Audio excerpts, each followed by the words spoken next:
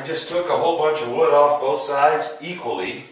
I just took the scraper and scraped both limbs. And I did both limbs. I thought there was enough, you know, they say do 20 scrapes equally throughout the limb both times. I actually did 50, which is just a judgment call on my part. I thought the bow could take it. And I'm pretty sure it did, but let's see if I screwed anything up in the process. I also twisted the string, so it's got some tension in it now. Not very much. It's still pretty much a loose tillering, almost tillering string. Or I'd say at least it's got pretty much no brace height. The bow is not bending here to accommodate the string. So let's see how we did. We're going to do some more stretching. You guys look, when we did it last time, this limb was, I thought, weaker, but then I flipped it over and it wasn't necessarily. So let's see what we'll see now. Okay. I'm still seeing it as a little weaker. Let's turn it over. I like the curves though. Alright, I don't know if that's a hinge I see, or I'm not loving this limb right here. Let's take a look. Try to get it nice and even at the camera here. So I see a bit of a stiff spot there. But otherwise, I like the way it's flexing. It feels good. This twist is bugging me.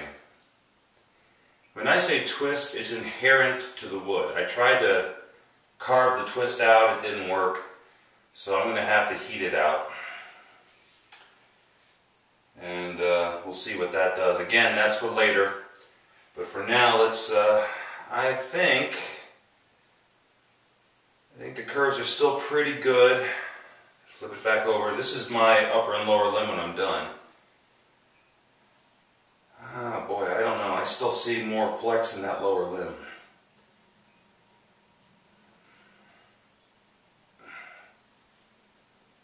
Alright. Okay. This is the fun of the tillering process. Just keep going back and making changes. This time I'm only going to take 20 scrapes from each side and see where it gets me. And we'll be back. I know this is a lot of videos for the tillering, but I'm showing you step by step how I go now. Now, even though the tillering to me looks pretty good here, for the most part, I'm not going to take the risk of pulling it all the way back to draw, even at the low brace height.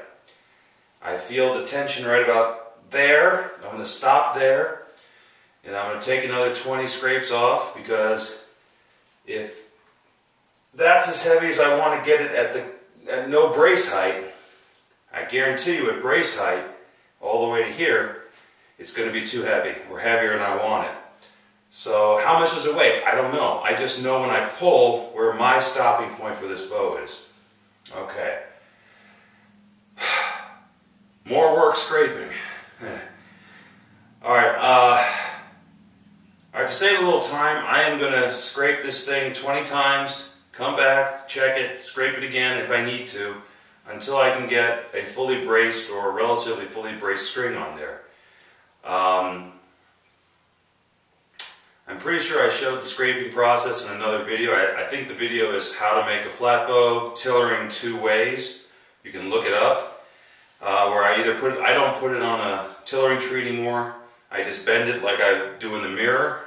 Think about what I'm doing, and if I want to reduce the whole thing, I cover the whole thing in pencil, marker, chalk, whatever, and then I make sure I scrape. Then I just scrape the wood off so that the pencil, marker, or chalk has been removed completely from the limb. And that lets me know that I took the same amount of wood off of the area I'm looking to reduce. Also, don't forget this is a home guard design, which means I'm only taking wood off in the working limb, which is from here to here. The rest, this is not bending, this is not bending, the fades are not bending. So all the wood is coming off between my fingers, right here and here. Okay? And in the case of this limb, here and here. Alright? Alright. We'll see you back at brace height. This is Mike from Boyer Bows. Stick with me, guys. We're almost there.